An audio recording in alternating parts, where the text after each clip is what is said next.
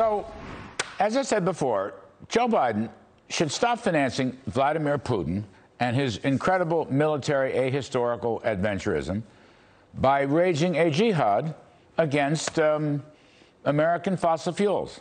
We are the greatest energy-producing country in the world. We're just waiting for my pal Rick Perry, former Energy Secretary and Texas Governor. He's going to come online and talk about it. But I don't think I'm being at all unfair. I mean, look, I'll go back. This is the New York Times. I'm looking at the New York Times. Biden administration halts new drilling in legal fight over climate costs. And they're come up with this phony baloney metric, the social cost of carbon, which is unmeasurable about the upstream and downstream costs associated with new pipelines. So FERC, the Regulatory Commission, has ceased all new drilling permits for pipelines. The Interior Department has stopped all federal oil and gas leases and permits. And, of course, that goes on top of what the Biden administration has already done. They reneged on ANWR. They reneged in Alaska on Willow. They raised, through the Interior Department, the cost of drilling on federal lands. So we got my friend, former U.S. Energy Secretary, Mr. Rick Perry. Captain Perry, it's good to see you, sir, as always. I mean, I don't think, you know, maybe I'm being too hard on him, but I think his actions to stifle our fossil fuel industry have a lot to do with $100 a barrel and are, in effect, financing Russia's gas station, to use John McCain's old line. Yeah. Larry, you're absolutely right. Here's the bigger issue from my perspective is that even if your political opposition is right, go ahead and use their policies if it makes you look good.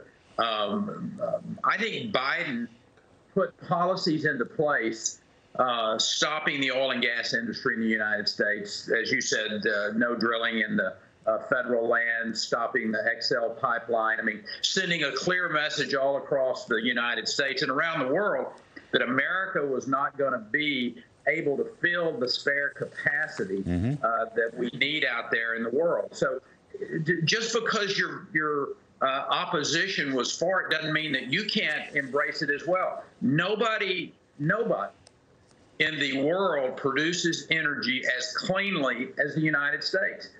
It's my understanding today that Biden may be doing a clean energy news conference or something in that arena.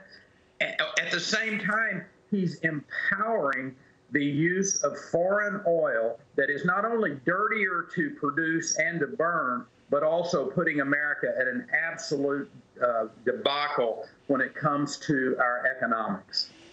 Rick Perry, you were Energy Secretary. You were part of the group, we all were, but you were the tip of the spear, to export LNG. Now, we do LNG, we produce LNG better than anybody in the world, by far. And you just talked about spare capacity. That's exactly right. We have plenty of spare capacity. Dan Yergin just wrote a piece about that. I'm going to try to get him on the show. You know, a smart fellow in the Wall Street Journal. Democrats, 10 or dozen Democrats writing a letter, they want to end LNG exports. A lot of these greeny goofballs have said we should not export because somehow that hurts our domestic. Of course, they hate the domestic, but the reality is it would grow the entire industry. And here's my final point, Rick Perry. It would hurt Putin. Isn't that the object here, or am I missing something? It would undercut Putin both in terms of quantity and price. What am I missing?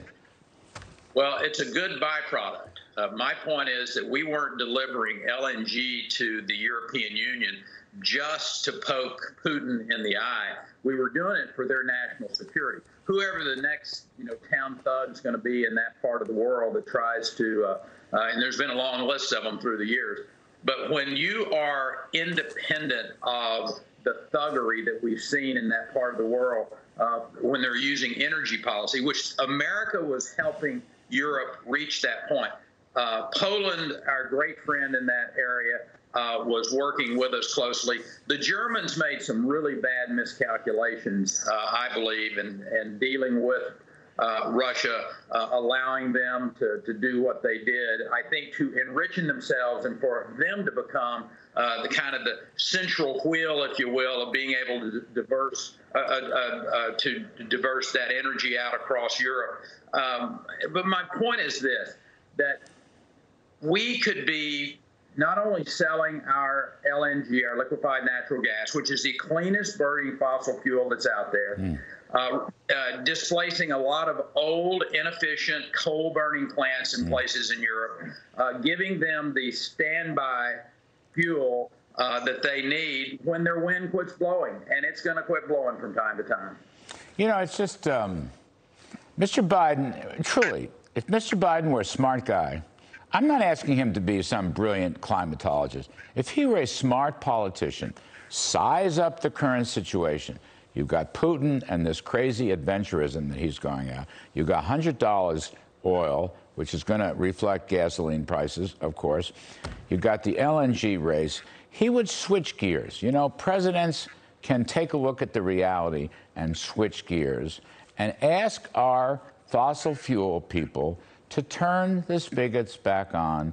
He could take away the penalties, deal with the reality. In other words, not some, you know, Governor Perry, not some crazy ideological position that's been forced on him by the radical left wing of his party, but the here and now. Sometimes a good politician has to assess what's actually happening and how to deal with it. And for the life of me, I don't know why he doesn't see that.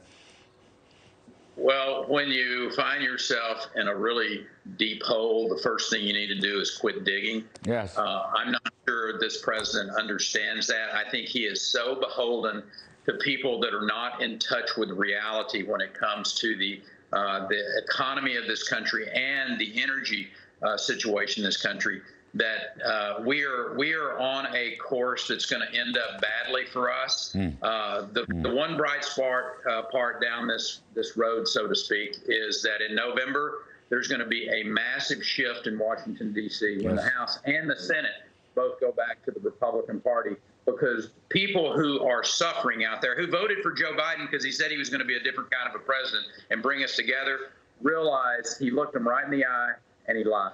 Yes, sir.